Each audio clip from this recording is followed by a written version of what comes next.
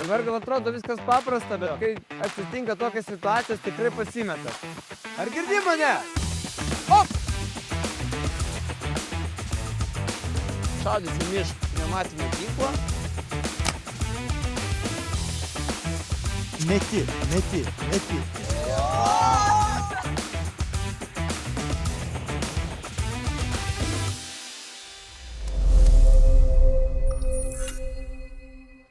Šiandien pasižiūrėsime, kaip gynybos įgūdžių sekasi mokytis mūsų jaunimui.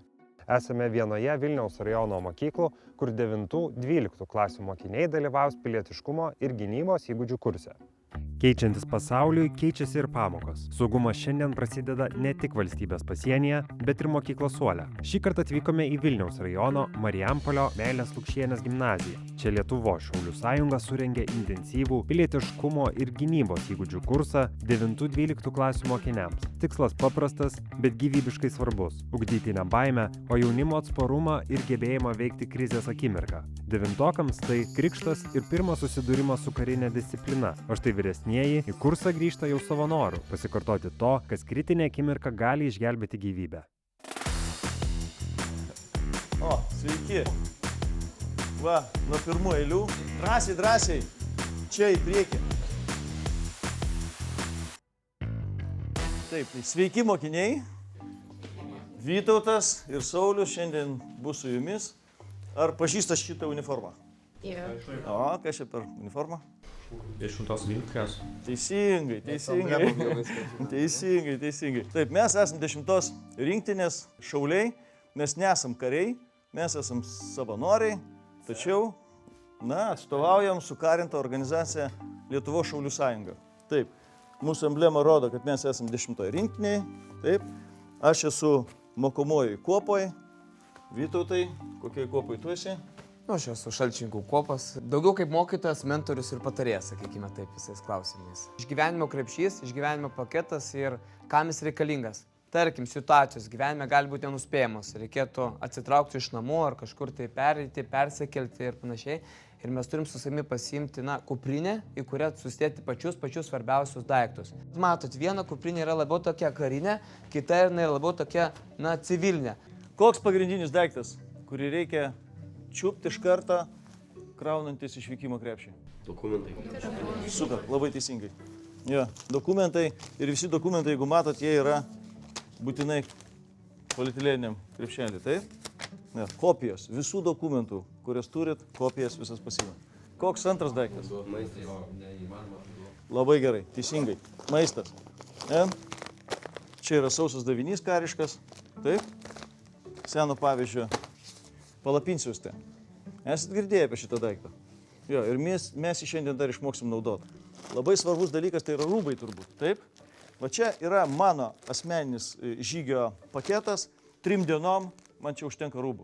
Labai svarbus dalykas yra, kaip sužinosit, kas vyksta aplinkui? Radio. Teisingai. Radio. Labai svarbus ir būtinas dalykas tai yra pleistrai ir pudra. Tam, kad kojos būtų sausos. Pasipudruoji kojas, užsidedi kojinę, į batą ir viskas. Ir eini kokias 2-3 valandas su tom kojom. Galim labai greitai jums parodyti, kaip galima užsikurti.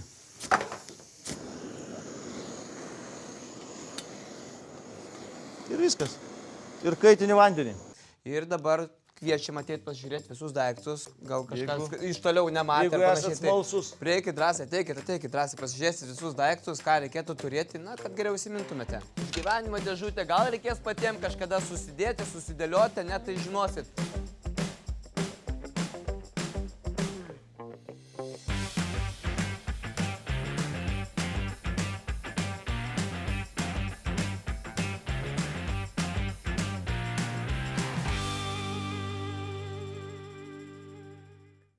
Išklausę trumpą instruktažą apie tai, kad išgyvenimo kuprinėje svarbiausia ne daiktų kiekis, o jų panaudojimo galimybės, mokiniai palieka klasę.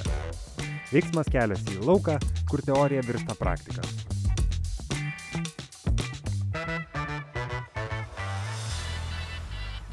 Gerai, ateikit truputėlį, glaušiau visi dabar. Medicinė dalis, kas liečia pačią medicinę dalį. Pats pirmas dalykas, jeigu pamatom žmogų lauke sužeista ar kažkur kitur, sakykime taip, ne, be sąmonės, gulinti pakritus ir taip toliau. Pats pirmas dalykas, kurį mes padarome, kuo turite įstikinti? Savo saugumu. Tarkim, namas, gaisras, dega pastas, jūs bėgate degantį pastą kažką gelbėti? Ne, net reiškia, tai yra didvyriška, ne, bet reikia įsivertinti pirmą saugumą. Tarkim, prie jūros irgi išvažiuot kažkas kesta, o jūs nelabai mokat plaukti, ne, ir šokat irgi bangas, ne. Tai visą laiką įsivertinam galimybės ir pasvarbiausias dalykas, kurį minėjau, ne, savo saugumą. Ar žinot ženklą, kurį reikia rodyti, jeigu esi užspringęs? O, labai gerai. Jeigu tu esi užspringęs, tu gal kosti, gal dar kažką. Jeigu žmogus kosti, dar išleidžia garsą, tai aiškiai jis dar nepilnai užspringęs. Vienas, ateikit. Va, ateikit čia. Ateik vienas. Ateikit. Dabar gal atrodo viskas paprasta, bet kai atsitinka tokias situacijas, tikrai pasimetat. Yra du veiksmai, kuriuos būtina žinot, jeigu žmogus užspringęs. Ne? Tai pirmas dalykas tai lenki žmogų ir darai smūgį. Taip? Jo.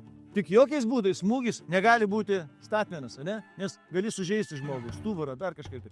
Smūgis turi būti, na va toks, ne? Su tokia eiga. 5 smūgiai taip, verti ant tavęs, ne? Ir mano dešinė yra stiprioji ranka. Todėl va čia yra šonkauliai, ne? Ir vėliau prasideda ta tokia minkštoji dalis, ne? Saulės rezginys. Tai aš kumščiu, ne taip, o šitaip, dedu ten į tą minkštą vietą, kita ranka paimu tą dešinę ranką ir darau spaudimą ir kilstelėjimą. Ja, spaudžiu ir kilsteliu. Ja, spaudžiu ir kilsteliu. Spaudžiu ir kilsteliu. Spaudžiu ir kilsteliu. Vėl lenkiu, vėl smūgiai, vėl ant tavęs ir vėl. Oi. Ar gerai buvo? Tvarkoja. Jeigu vienas namuose buvot ir užspringo situacija, įsivaizduokit stalo kampas, ne, virtuvės, sakykime taip, kažkokio kampas, ne, baldų ir taip toliau, bet būtų svarbiausia, kad kampas, taip. Yra ne viena istorija, kaip patiems pavyko save atspringdinti. Tai reiškia, va tą patį saulės rezginėlį įsibėgat į tą stalo kampą ir atsitrenkėt su saulės rezginiu. Nu tai porom dabar greitai. Susiporuojat vien su kitu. Teorija keičia praktiką stadione. Pirmoji pamoka – situacija, kuri gali ištikti net ir mokyklos valgykloje. Užspringimas. Porose mokiniai mokosi ne tik teisingai suduoti gaivinant, bet ir rasti saulės rezginį. Taigi judame prie antrosios mūsų dalies. Turėsime tokį praktinį užsiėmimą, sakykime, tai pradžiai šiek parodysim teoriškai taip, o paskui praeisim visi praktiškai. Tai ką darom, jeigu pamatom žmogų gulinti sąmoningą ir pamatom žmogų gulinti be sąmonės ir kokių veiksmų mums reikėtų imtis. Tai vienas savanoris. Kas savanoris? Ateik. O, ateik. Gulkis kaip nori. Situacija, įsivaizduokite, ne? Jau dabar aš einu kažkur, tai mokyklą, tarkim, ne? Ir kelkraštį matau, arba šaligatvį kažkur, ar parke gulinti žmogų. Kokie mano turėtų būti pirmi veiksmai? Sukniuvo. Apžiūrėti ar saugu. Pažiūrėti ar saugu jums, ne? Teisingai. Gerai, pasižiūrėti ar saugu, ką toliau darytum? Prieiti, pažiūrėti. Prieiti prie žmogaus, ne? Pirma situacija. Tai prieini ar saugu. Taip. Antra situacija. Užmesgi kontaktą su žmogum balsu. Hei! Agilč mane! Vardas koks? Taip. Kas atsitiko? Va tokius klausimus užduodi. Pamatai guli žmogus, tau veiksmai. Nu, taip apsižiūrėti, ar man saugu. Tada Pasižiūrėjai, tau saugu, viskas Laidų gerai. nėra, Ką toliau šuniukas darai? nebėgioja Einu aplinkui. prie jo, paklausiu, ar viskas gerai. Prieik, viskas. Taip, prieik, viską daryk. Aha. Ar gyva? Ne, Ar nesijaugi. girdi mane? Ar girdi mane? Ar gyva? Drąsiai. Ar girdi Ar mane? gyvas? Aha. Kas Kas atsitiko? atsitiko? Nekalba, tarkim. Pakelk ranką. Jo. Koją. Pakelk kažką. ranką dešinę. Dešinę ranką pakelk. Ne šitą dešinę, kitą dešinę. O žmogus, tarkim, sąmoningas, ne? Ką tokia vietoje reikia daryti? O sąmoningas kaip reaguoja, ką darai tokia vietoje? Skambinu greitai. Skambini greitai. Labai teisingai. Labai 112. gerai. Taip, Koks numeris skambini. greitosios? 112. Šaunuolis, labai gerai, Gerai. skambina mane. Jo. Ką dar galiu padaryti jam? Apžiūrėti, ar sveikas, ar nėra jokių gal Jo. sumuštimų. Iš karto nežinau. uždavinėk Arba klausimus. klausimus jau Kokios uždavinėk. pagalbos tau reikia? Kas tau atsitiko? Ką tau skauda? Krūtinė kažką rodo, ne? Krūtinė. Tarkim, Bet dabar kažką žiūrėkit, krūtinę, okei. kokia yra gera šitoj situacijai situacija? Kuo jinai yra gera? Parodo, kad Žmogus kvėpuoja. Taip? Kitoje stotelėje – gaivinimo pagrindai. Mokiniai mokosi įvertinti nukentėjusio būklę, patikrinti sąmonę, kvėpavimą ir prireikus nedelsiant pradėti širdies masažą. Tai teorinę dalį praėjom, dabar eisim prie praktinės dalies, taip? Pasižiūrėsim taip. Taip, primenu, krūtinės lygiai, taip, čia kur 2 pirštai nuo saulės rezginio, daromas paspaudimas. Rankos sudedamos, dirbanti ranka, spaudžianti ranka. Štai šita vieta spaudžia krūtinę, kita prilaiko tą ranką, ne? Užgulam žmogų ir darom paspaudimą pečiais, rankos tiesos. Ritmas koks? 120 paspaudimų į minutę, taip? Gylis 5-6 cm. Ir darom, taip? 30 paspaudimų. Ritmas ant kalno mūrai, taip? Dainuojam ir darom, ne? Ir tada įpūtimai daromi, taip? Būtinai, kaip sakėm, nosis užspausta, galva atlenkta, darom papūtimą. Taip? Ir vėl toliau tęsiam. Kadangi ilgai dirbant yra sunku, tau reikalingas draugo pagalba reikalinga, taip? Tai jeigu yra 2 žmonės, yra geriau tai daryti. Visada. Todėl, kai aš darysiu paspaudimus, aš sakysiu, Vytautai, man padėk. Darau paspaudimus ir sakau, Vytautai, man padėk. Pasirašiau pasikeist. Ties 5 paspaudimų mane pakeiti. 1, 2, 3, 4, 5. Aš ilsiuosi, jis daro. Taip? Ar aišku? Praktika. Kai širdis sustoja, laiko dvejonėms nebėra. Gimnazistai mokosi pradinio gaivinimo, 30 paspaudimų ir 2 įpūtimai. Kad ritmas nesutriktų, instruktoriai siūlo niūniuoti Ant kalno mūrai. Pasirodo, ši liaudies daina idealiai atitinka širdies plakimo tempą. Ant kalno mūrai joja lietuviai. Dabar pati intensyviausia dalis – turniketai. Čia mokiniai sužino, kodėl turniketo negalima dėti ant sąnario. Ten jis tiesiog neužspaudžia kraujotakos, o tai realioje situacijoje būtų mirtina klaida. Įtampa auga, nes užduotis atliekama laikui. Iš esmės naudojam turniketus, kai kraujuoja, širdis, sakykime, ranka kraujuoja stipriai ten, ne, pažįsta arba koja. Taip, tai dėl paprastų priežasčių. Maštai šiaip, pagal naujas kelių eismo taisyklės, turi būti ne kažkur bagažiniai, o prie savęs. Dėklė, priekį arba šonį. Ne vaistinėlį. Ištrauktas ir va taip paruoštas, išlūptas, ne taip paruoštas. Jeigu tu savo nori užsidėti turniketą, tu turi 40 sekundžių. Jeigu tu draugui nori uždėti turniketą, tu turi 3 minutės. Ir, judam! Svarbiausia ramiai susikaupus tai daryti. Labai gerai. Kad Kol kas nemaišytų 10 malūnėlis. sekundžių praėjo, liko 30 sekundžių. Trauk iš karto. Ir sukat iki kiek, kol sustoja kraujas arba nesisuka. Laikas, Stop. radot sąmonę, ne? Gerai. Neatsakykit, gerai, tvarkoj. Stresas daro savo, net ir mokymuose rankos dreba. Paklausime 9-oko, ar pavyktų šias žinias pritaikyti realybėje, kai aplinkui chaosas. Kaip manai, ar pats dabar, jeigu būtų tokia situacija, sugebėtum tai padaryti, ar vis dėlto išsigastum? Greičiausiai išsigąsčiau, nes, netikėta situacija būtų, nežinočiau, ką daryti per stresą, bet jeigu, nestresuoti, nestresuočiau, tai tada jo, tikrai galėčiau padaryti. Dabar žiūrėkit. Dėmesio, greitai pasižiūrit. Ar ant sąnarių vietų dedam turniketą? Ne, nes neužsispausa, ne? Reikia aukščiau arba, jeigu žaizda, bet dedam visą laiką štai šitoj vietoj. Čia per sąnarį neužspaudžia ir kraujas teka. Dėl to nededam ant sulenkimo vietos. Pirmą kartą šitą darai, ne? Taip. Kokie įspūdžiai kol kas? Šiaip tai labai įdomu, bet tik tais nepasisekė su oru, bet taip tai įdomu ir naudinga netgi. Kam tokie kursai reikalingi? Ką išmoko, ką duoda? Aš tai manau, jie yra tikrai naudingi, nes gaunasi taip, kad gali atsitikti kokia nors situacija, visi teoriją žinos, bet praktikos, nieko. Išmoko pirmąją pagalbą, padės žmonėm, tikrai išmoko ateičiai. Nuo medicinos prie ginklų, nors ginklai tik oriniai, tačiau ir čia būtinos griežtos saugumo taisyklės. Šauliai akcentuoja, ginklas nemokančio rankose, didesnis pavojus pačiam šauliui nei priešui.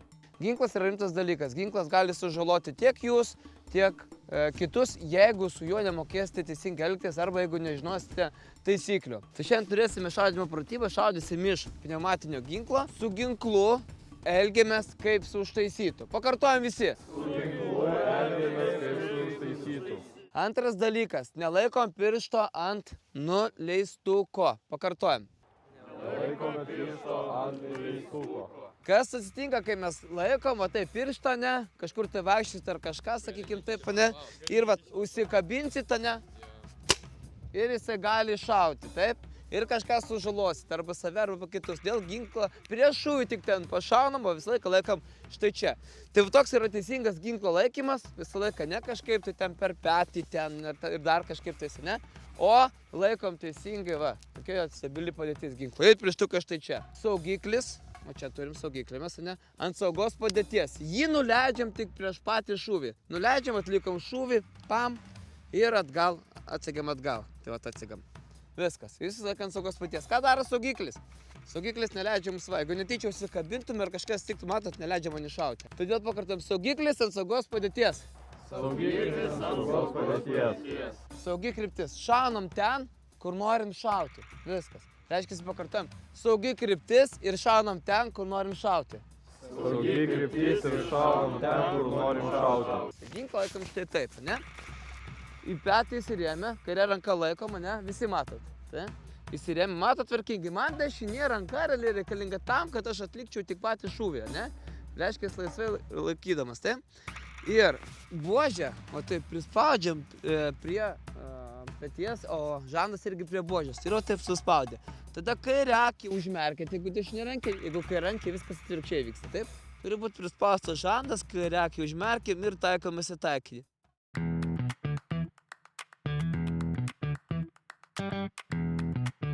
Dabar žiūrėkit, vieną ranką laiko per vidurį ginklo.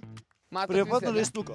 Ir dabar su tokiu smūgeliu, lengvu smūgeliu į priekį paslinka, va, viskas atsirakino ir leidžia žemyn. Tada imam gilzelę, įdėsit ir kas labai svarbu, su nagu paspausti. Su nagu paspausti į priekį. Kodėl svarbu? Nes kad neužsikirstų, ne? Nes gali keli vamzdį užsikerta. Tvarkoj, tai įdėjo šovinuką, viskas, bet vieni gali tiesiog pakelti, ne, o kiti pasideda po pažastim.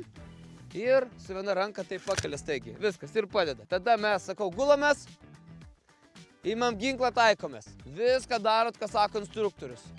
Viskas. Karys taikosi ir jėmės buožė į petį, žandas prispaustas prie buožės, tvarkingai kairę akį užmerkęs, dešinę akim taikosi ir savo taikinį taikosi. Taip. Tada sakau, nuleidžiam saugiklį. Nuleido saugiklį. Jis, matot, pirštas tvarkingai, dar net nuleistuko. Į savo taikinį ugnis. Tukš. 2-3 sekundės pasitaikė, ramiai, atliko šūvį, iš karto saugiklis, atgal, padėjo ginklą, laukia sekančios komandos. Įsitikinu, kad visi baigia šaudymus, viskas. Tada sakau, atsiklopiam, užsitaisom ir va, jau tada taip toliau. Ir judam 5 šūviai visam šitam reikalui. Pasiimam ginklus ir užsitaisom. Pirmą kartą patikrinsim, kaip gilzė dėjo, o paskui galėsit greičiau ten viską daryti. Taip, gerai. Pakeliam vamzdžius. Pasidedam ginklus. Gerai, gulamės.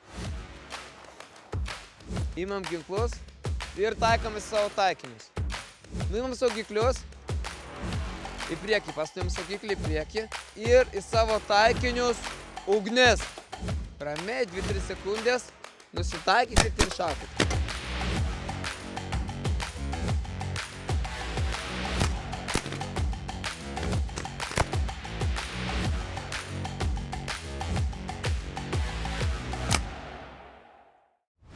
Bet karas ir krizės nevyksta tik šiltose patalpose. Nepabūgę drėgmės ir vėjo, mokiniai keliasi į parkelį. Čia prasideda tikrasis išgyvenimo testas. Kaip pasirūpinti savimi, kai nėra nei stogo, nei elektros.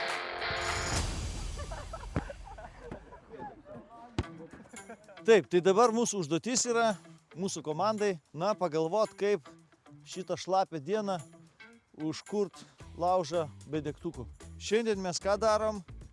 Išsikasėm, su peiliuku paėmėm, išpjovėm samanas, jas gražiai pakėlėm ir padarėm tokią duobutę, kurioj kūrensim ugnį. Šiaip, jeigu norim, kad laužas mūsų būtų kiek įmanoma naudingesnis, reikia aplinkui pridėti akmenų. Akmenys sulaiko ugnį ir akmenys nuo lauželio jie sušyla ir paskui ant tų akmenų galima pasidžiovinti savo daiktus, ne pirštinės, kojinės ar dar kažką. Įžiebti ugnį. Tai mes panaudosim skeltuvą, Taip. Nu ir vieną tokį daiktą, kuris yra labai paplitęs, tai vatelė. Va, jau jinai ir dega, matot?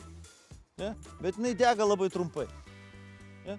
Tai mums dabar reikia padaryti taip, kad iš tos vatytės ugnis pereitų į, kažką, kas ilgiau degtų. Tai reiškia, mes turim daryti, žiūrėti, ko čia galima pasirinkti. Nu, žiūrėkit, jūs galite nueiti aukštesni. Va tos žalios šakelės dega, Jo. ar ne? Pasidedam čia tų visokiausių šakelių, pasiruošiam, taip. Kol degs vatytę, mes turim perkelt ugnį ant šakučių. Gerai, čia turim vieną komandą, viena komanda antra. Nu ir kas greičiau?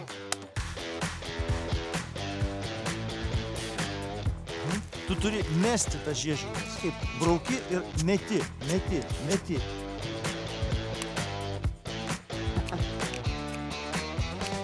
O, yra. Gerai, šaunuoliai. Dabar sudėkit daugiau šakelių daugiau.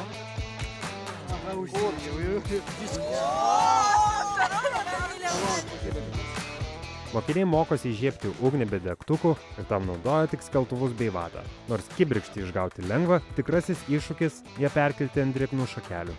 Čia jau varžosi komandos, kas greičiau sušildys sušalusias rankas. Oi, ei. Nu va, matot kaip gerai. Labai gerai, labai teisingai. Super, šaunuoliai. Pasibandėm šiandien užkurt laužus, dabar kokios klaidos buvo pas jūs. Tai reiškia, pradžiai, jūs kelias šakelės atnešėt, vatelę ir bandot kurti, sakykim taip, ne? Ir kai užsikuria, neturit ką kūrenti. Tai va, tai pradžiai pasirašėm daugiau medžiagų, kad nereikėtų bėgioti ir tada bandom užkurti. Naudodami paprastas palapinsiaustas ir virves, mokiniai turi įsirengti vietą nakvyniai. Instruktoriai moko rišti mazgus ir teisingai įkalti kuoliukus, kad vėjas nenuneštų stogo virš galvos. Norint pasistatyti palapinę, iš palapinsiaustės jūs pirmiausia turit išsitempti virvę tarp dviejų medžių ir tada uždėti palapinsiaustę ir pritvirtinti kuoliukais. Tai pirmą galą jūs prisirišat maždaug kelio aukštyje, šlaunies aukštyje maždaug. Ir jūs naudojat tokį užrišimo būdą kaip žalčiukas, kuris vadinasi. Ne? Užmetat virvę, ne? Apsukat ją ir uždedat čia kilpų. 4-5 ne? Ir patraukiat. Čikšt, įtempi tą virvę. Jo, darai virvės įtempimą. Tu turi daryti ką? 8 mazgą. Ne, padaryk 8 mazgą. Ne, kas žino, kaip 8 mazgą padaryti? Ne? Va, taip, suka taip. Jo, ir išvėt per šitą pusę. Užkabini gumą. Taip, aišku. Va, tiesiog. Ir norimam aukštį. Ką darai? Apjuosiu. Ir užkabini už kitos virvės. Viskas, dedat palapinsiaustę. Prieš tai, aišku, išsivalot nuo visokių šakų, konkorėžių, išskleidžiat, patraukiat truputėlį tenais. O šitoj vietoj, čikšt, kuoliukas neteisingai, aš tik priliečiau ir jisai iškart išsitraukė. Jeigu nori, kad laikytų, tai kuoliukas turi būti įstrižai į tą pusę, į kurią yra tempimas. Bet dabar žiūrėkit, kokia čia skylė yra. Tai reiškia, kad jūs ten gulėsit, o šį čia tave vėjas ventiliuos. Kuoliuką reikia kišti, ne? Ne, jį reikia kišti šalia kilpos, tik čia jis neįlys į kilpą, bet šalia kilpos kiši kuoliuką, taip, o paskui virvutę apsuki aplink tą kuoliuką ir ten mazgiukų tam tikrų užriši. Ir viskas. Pratybų diena baigėsi, o įspūdžiai lieka ilgam. Nors veiksmas įvyko saugiame parke šalia mokyklos, užduotis pareikalavo visiško susikaupimo ir komandinio darbo. Per šią dieną moksleiviai spėjo pereiti visą išgyvenimo abėcėlę. Nuo kraujavimo stabdymo ir ginklo valdymo kultūros iki laužų įkūrimo bei pastogės iš palapinsiaustės statymo. Mokiniai savo kailiu patyrė, kad teorija vadovėliuose yra viena, o realus veiksmas lauke visai kas kita. Ar šie kursai tik smagus nuotykis vietoj pamokų, ar būtinybė kiekvienam sąmoningam piliečiui? Pats statei palapinę šitą? Ne be pagalbos, bet Ar pirmas kartas buvo? Su palapinė tokia? Su tokia jo, bet apskritai ne. Palapinsius tai jo pirmą kartą stačiau. Tai kaip tu manai, ką duoda mokiniam ir šiaip žmonėm tokie kursai, ar jie naudingi, ar čia daugiau laiko švaistymas? Nu, žiūrint dėl ko, pavyzdžiui, jeigu pasiruošimas kariuomenei, tai tikrai būtų gerai tokie dalykai, kad ir žinot kaip kas, kad būtų paprasčiau tarnybai, o gyvenime tiesiog, kad suprasti, jeigu kokia ekstremali situacija, kaip galėtum išgyventi. Ne visi tavo klasiokai atėjo į šitos mokymus, kiti galėjo pasirinkti neateit. Ką tu pasakytum jiem? Kad reikėjo ateiti.